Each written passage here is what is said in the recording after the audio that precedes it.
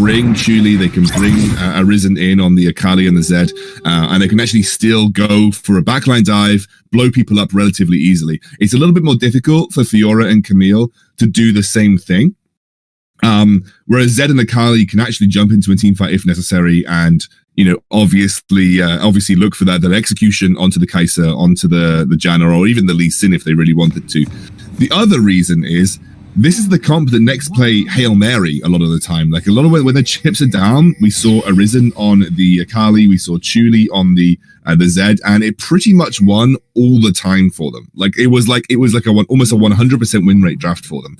They have come out big in the first game of this best of 7, but remember, they need to win this because these are some very, very big power picks for this team. We are in, obviously, all-round ban pick, so they will never get access to these champions again unless we go all the way to the end into a best of 7. So this is essentially a game where they're throwing down the gauntlet and saying, Max, we're going to win this game. This is our opening game. We're going to win it because we've picked a very comfortable composition for ourselves.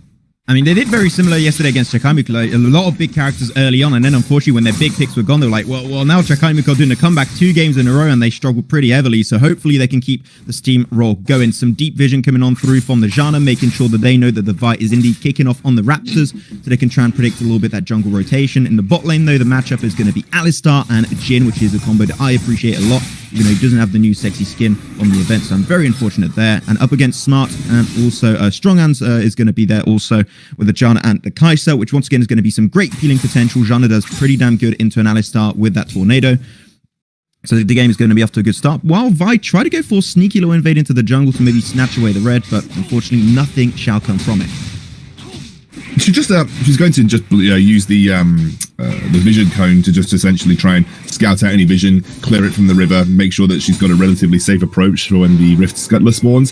What I find interesting, though, is that Vi is on the same side of the map as the Lee Sin. She's essentially throwing the gauntlet down to the Lee Sin to say, I am happy to fight you for the River Scuttler, which is very interesting. You would not expect a Vi to try and go for this kind of early River Scuttler contest, but it looks like next play want nothing. Sorry, Omega want nothing to do with this. They're just backing off. They're saying, okay, we're fine. We know that the Akali is relatively strong at level 3. We're not going to try and take this fight. We're just going to go trade for the other River Scuttler. I think the other River Scuttler is actually going to be a lot more impactful. Reason why is you're going to be also having that Drake coming up very, very soon, so you want to try and keep information on that one. Rotation towards the bottom side. Lee Sin knows you can't really kick that gank off, unfortunately. So not going to fully commit just yet. But also, if you guys are not too familiar with this, these teams already have some history when it comes down to the WildRift Asia Brawl. They already played against each other in their second match of the tournament, and it was won, not dominantly, was pretty damn close, but Mega Esports took this series 2-1 and did send next play in the loser bracket right away. So far, they know, but this is the next play. They come in prepared. They already played against their team. They know their playstyle. They know what they like to do, and they know their weaknesses also. So they are definitely going to try and potentially peek down on those weaknesses and try and get ahead if possible.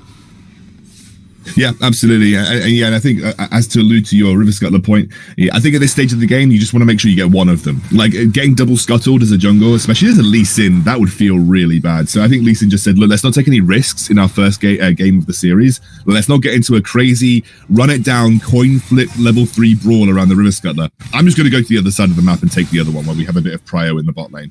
So they essentially used the prio that they had in the bot lane. That Janna Kai'Sa generally tends to do okay into the Alistar gym. And so they just basically said, okay, let's go and grab the River Scuttler. But as you said, the Drake is spawning in the next minute. It is Infernal. This is a Drake that you generally tend to see teams put high priority on each contest, even in the early game. So you're expecting teams to sort of coordinate their back timings around this dragon. I am expecting a little bit of a fiesta around this dragon if we're going to have a fight break out, because it is a very important dragon, especially dragons to give you some power in the late game. This is an engage, though. Oh, Hextech ultimatum under the tower. They're just going to go. She finds a pick on a 1v2. Going to now focus down to the Camille. Camille gets a good extra bit of damage, but man, that was an aggressive dive. But still, Horizon, OP as he is, comes out on top and picks up the very first blood of the game.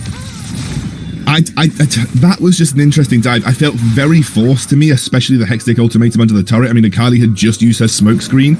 If she uses a smoke screen, you know it's going to be difficult for you to essentially find those executing blows on her. So very well played by Arisen, but honestly overforced. The Infernal Drake has spawned as well. Oh, the bot's going to be a big fight. Janna going to go for the ultimate by a lot of time. Lee Sin ready to join the fight. Up and in 3v3, currently 3v4 as Zed joins the mix. Good rotation from Chuli to try and negate the fight. Now they're ready to go, but though Drake is on the board, and you said it, Hicks, Scandal, that's going to be the one they put a lot of focus onto if they can early on. Lee Sin ready to go for the dive and maybe smite it away. And unfortunately, he's not going to commit to it. Oh my god, he goes for it, but no, Vi just secure it with her own smite, and that's going to be Lee Sin out of commission, eliminated almost instantly. But though they're going for the extra dive, Curtain Call from the team will come on through, gets nice extra damage. The burst comes on through, but repost from the Fiora allows it to tank it up, and now they're all going down one by one. Omega Esports struggling, and Next Play taking their revenge. That was a really, really big win for Next Play in the early game as well, because Infernal Drake is going to help you scale up. Let's take a look back at that replay. You'll notice Lee Sin essentially tries to go for the steal, and I don't blame him, because this is a really important dragon to try and contest for your team. And at this point forward, essentially you're just out of position. You've got the Fiora heal going through, just giving her a lot of extra sustain, and once Akali joins the fight, you've already taken way too much damage. You lost a member early on, so you essentially forced it into a 4 versus 5. You were never really going to come out of that on top, but going 2 for 3 is not so bad if you're in Omega's position, but losing the Infernal Drake is definitely a bit of a pain.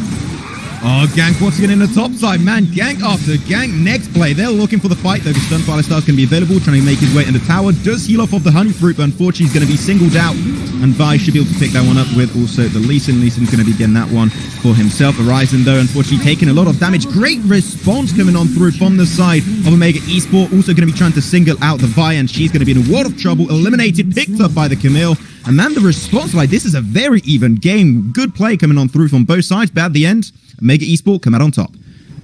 I mean, that was I think the dive was fine, by the way. I think the dive was completely fine, but it just felt over-forced. Yeah. Like, they had no vision. They had very little vision of the enemy red side jungle. They didn't pay attention to who was showing and who wasn't showing on the map. And it just felt like it was an over-forced dive onto a Camille who's very good at negotiating dives in the first place. Going in for the Rift Herald again, this is just complete fiesta for neutral objectives right now. And Disaster's been buying so much time that the smite comes up through from Lee Sin, but 2 frags picked up with it, worth it. I'm not too sure about that one. Now it's going to be Kaiser. 3 frags for that one. That's a downfall, but Next Play played that good. Disaster bought just so much valuable time, and then team just came on through 3 kills. Super worth it as they go for the tower. It's really difficult in these games because, like, you really feel like at some point someone's going to take their foot off the pedal. I mean, these guys are running it down for the neutral objectives, just going into a full-on brawl every time a neutral objective becomes available. And right now it's Next Play who are coming out on top. I don't even think Zed has been joining these fights. It looks like Zed has just been casually splitting in the side lane right now. Again, they're going to want to transition into a 1-3-1 eventually. They've got a strong solo laner. They've got a 3-1-3 Akali, a 2-1-2 Zed.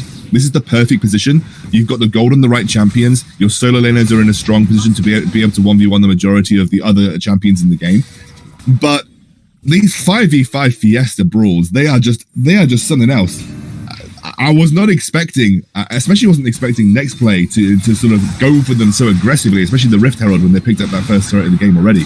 But nonetheless, Next Play do come out on top. They are really just utilizing the fact that these scrappy skirmishes favor the likes of their Akali. You know, she wants to get into the middle of a scrappy skirmish, just, you know, at least pick off members who are a little bit out of position and blow them up. And that's fine. That is fine for Next Play. They are happy to take that gold. They're happy to get the free wins in that case. And they've put themselves in a strong position because all they're going to do now is put their solo laners in separate lanes, search for 1v1s, draw attention away from the neutral objectives like the Drake, and hopefully Coalesce can capitalize on that.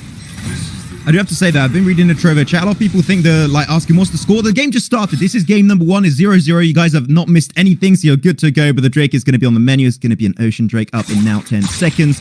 Little bit of vision going to be already put up there for Omega Esports, making sure it's not going to be contested. But really, I got to say, it feels good because Next Play are a team that really heavily relies on their rotation in the matches they won so far throughout the entire tournament. And it feels good to see a team here that has a response, though. Going to be potentially going for the Herald. Yeah, the Herald is indeed going to be popped into the mid lane. They want to try and get that first tap. They can with the dive coming on through. The root coming on through from Jin does not connect. Nice right post coming on from the Fiora. No, great knockup. A lot of CC coming on through, and that's going to be unfortunate for the sort of Next Play. They can't find it. As Akali trying to move away, the Zona comes on through. Zhana, great ultimate to single out this Vi. She's got the GA. She will get rezzed up. Can she survive, though? I'm not too sure about that one. She's going to be 1v4'd instantly, and she's taken an insane amount of damage, but actually potentially makes it out. No, she doesn't. The flash comes out, and that's going to be 1 and 2 out. Vi and Akali out of commission entirely. The Fiora will follow down. They're all so damn low, but they are... Why are they staying so long next to the tower? What's happening for their side? And Curtain call to close it off. He goes for the hit. It doesn't connect, but doesn't matter. Blue frags coming through. And next play dominates in the mid lane. I don't even know what to analyze, Max. It's just a complete fiesta. I mean, they're just like, okay, meet you in mid at dawn, throw everything at each other, and just see who comes out on top. It doesn't really feel like there's a calculated gamble here. It's just like, okay, we think that we're stronger. No, wait, we think that we're stronger, and just go for the full-on team fight. I mean, it was obviously a good execute by Fiora at the very beginning to take out, I think they took out the Akali very early on, but then they just fought under tower for ages. We have another Fiesta, Max. Another one, and this is going to be second Drake in the way of next play. They're off to a really good start. Lee Sin once again going to get battered and bullied out of this game entirely. And now it's time to chase. Camille got a lot of mobility. She can just slip away of that engagement entirely, while Zed is really heavily committing to this one. Surely a little bit over Nova extend. We'll be able to slip away, but 2 Drakes in a row, and they're going straight to the Baron because they picked up 2 frags. I mean, why not? They're so far ahead, they can afford to do it. Yeah, I mean, obviously it's always a little risky. I mean, the Baron does deal a significant amount of damage. There is still a Camille alive. There is still a Kai'Sa. Like, if they get into the pit in the correct way, you could be spilling doom. You can see JLC just sitting on the sidelines here. No, they're not going to get there quick enough. And that's a huge amount of damage coming out from Julie on the Zed.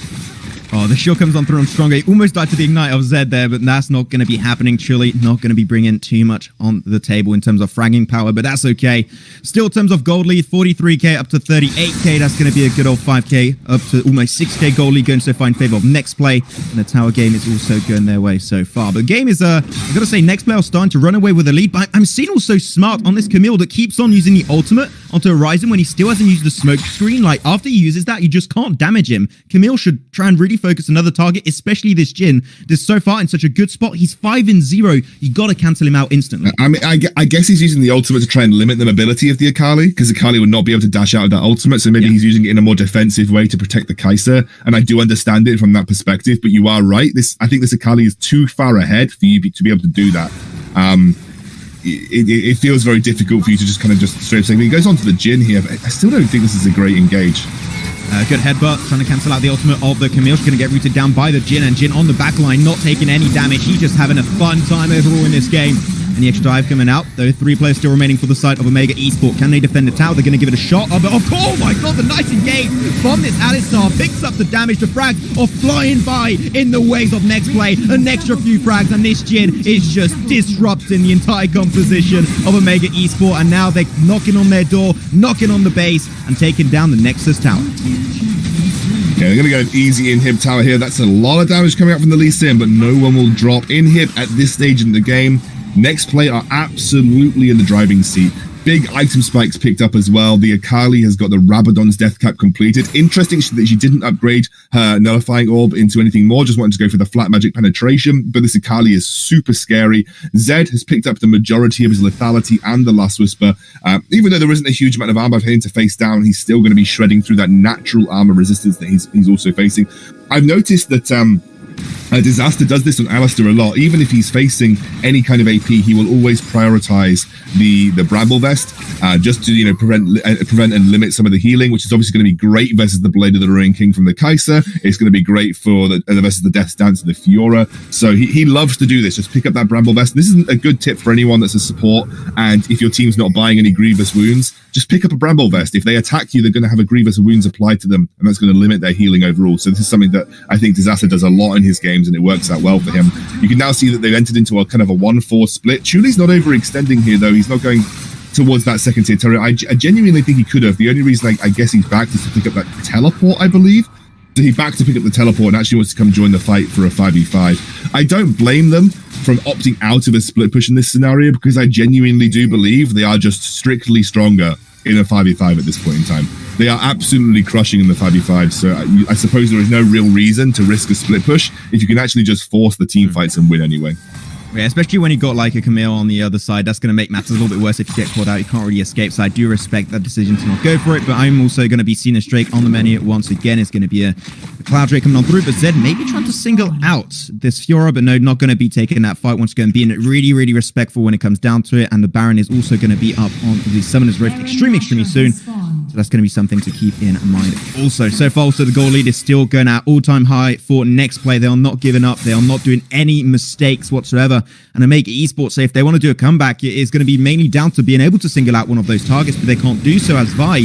And also the Jin going to be now taking down this Drake, and there's no information, unfortunately, for the other side, and they just can't contest it. Chuli here is going to back out. He's just a little shy of catching Lee Sin with his sweeper in that brush right now. But again, he's drawing attention to that side lane. Chuli does this a lot, especially when he plays the Zed. Draws attention to him so that the team can cross-map onto something like the Baron or can cross-map onto something like the Dragon. So you saw him in the top lane. He drew the Lee Sin and the Fiora up there. They cross-mapped onto the Dragon. You can see him now heading towards the bot lane. They're going to do the same thing. They're going to group up for the Baron, and hopefully Chuli is attempting to draw attention to himself so that his team will... Actually, let's just fight. Oh, there you go. The Vi engages, and unfortunately, no GA for Lee Sin. He's going to be out instantaneously, and the fight just barely kicked off. They also proc the GA on top of the Kai, so she's going to be a casualty. Curtain call to try and finish off the fight for the Jin. And even though they put so many resources, this is a pretty big dive, though. They're taking quite a significant amount of damage, but unfortunately, there's no response for Omega Esports. They already cracked on open the base earlier in the mid lane, and they're just waiting for the wave, and that should be all said and done. This should be indeed game number one for next player. They don't even need the wave. They just find the extra frag on top of the Kaiser, and they will try and close it off. Question mark? No, that's going to be Alistar taking his time, but the wave is just behind. It's just a matter of time before next play take the series 1-0. Honestly, Max, usually I have quite a lot to break down in a game. Usually I will sit back and try and specifically talk about moments in the game that were impactful. But this was a run it down for first Drake because it was Infernal Drake game, and the winner of that fight ended up dominating.